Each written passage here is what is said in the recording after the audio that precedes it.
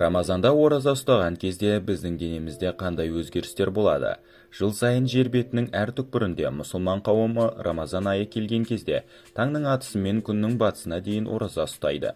Ораза ағзаның қалдықтардан тазаруының және нығаюының нәтижелі әрі табиғи жолы. Әрине, бұл біз дұрыс тамақтанып, ифтарда артық тамақ ішпесек қана болатын құбылыс. Бұл айда майлы әрі қуырылған тамақтан аулақ болған жөн. Біздің тамақ ішуімізге аз уақыт болатынын ескере отырып, тамақтану ретін дұрыстаған жөн. Ағзаны ылғалсыздықтан сақтау үшін көбірек су ішіңіздер. Құрамында кофеин сияқты көп шөлдеуге әсер ететін заттарды қолданбаған дұрыс.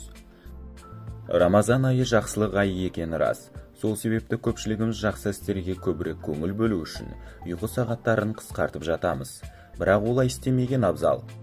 6 сағаттан кем ұйықтамаңыз. Егер аз ұйықтасаңыз, денеңіз әлсіреп, намаз бен Құран оқу қиындауы мүмкін.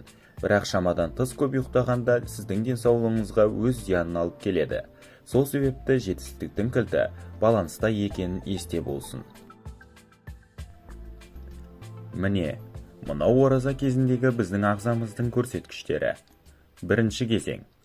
Оразаның алғашқы күндері қан құрамындағы қанттың көлемі мен қан қысымы азаяды. Дене тазару процесін бастайды. Сол себептен алғашқы ораза күндері ең қиын кезең деп айтылады. Адамның басы айналып, басы ауырып, жүрегі айнып, қарны қатты ашуы болады. Екінші кезең. Бұл кезеңде адам ақырындап жаңа күн тәртібіне үйрене бастайды. Ас қорыту жүйесінің демалуға уақыты болады. Сол себепті энергияның бәрі ас қорыту жолдарын тазарту мен жасушалардың қалпына келтірілуге жұмсалады. Лейкоциттер белсенді бола бастайды. Бұл кезеңде көптеген органдар қайта қалыпқа келу жолына түседі. Үшінші кезең. Бұл кезеңде біздің энергия деңгейіміз өсіп, ойымыз орнықты болады. Өзіміздің денсаулығымыз жақсарғанын сеземіз. Ораза кезінде қалпына келу процесі жоғары қарқында болады. Сол себепті ішек, бауыр, бүйрек тіпті теріге дейін түрлі зиянды токсиндерден арылады. Сөйтіп ақыры төртінші кезең. Оразаның аяқталуына 10 күн қалғанда болатын бұл кезеңде ағза оразаға үйренген, энергияға толы және де біз жадымыз бен зейініміздің артқанын сеземіз. Бұл кезеңде органдар өздерінің қалпына келу процестерін аяқтайды. Денемізден барлық зиянды қалдықтар кеткендіктен біздің ағзамыз өзінің толық деңгейінде жұмыс істей алады. Бұлар егерде сіз ораза кезінде дұрыс сәре мен ифтар ішіп, дұрыс ұйықтасаңыз ғана әсер ететін физикалық құбылыс.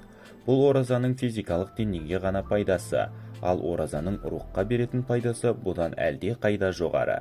Міне достар, видеомыздың соңы. Егер видео ұнаса, арнаға тіркеліп лайк басып кетіңіздер. Сіздермен болған Топ Қазақ арнасы.